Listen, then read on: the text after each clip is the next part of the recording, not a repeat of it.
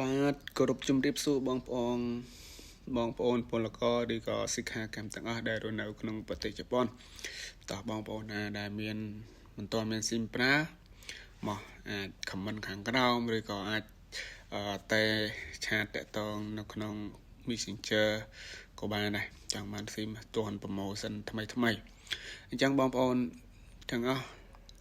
បើមិនទាន់មានស៊ីមអាចកំងបានចាប់ពីឥឡូវទៅមាន promotion ពិសេសហើយស៊ីមមានស៊ីមតែមានស៊ីមលេខមានស៊ីមអ៊ីនធឺណិត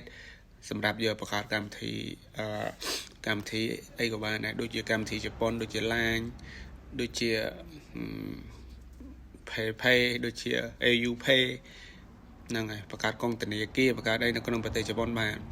អញ្ចឹងអាច call ទៅវិញទៅមកវាស្រួលអញ្ចឹងតម្លៃធូរបងប្អូនចង់បានឆានមក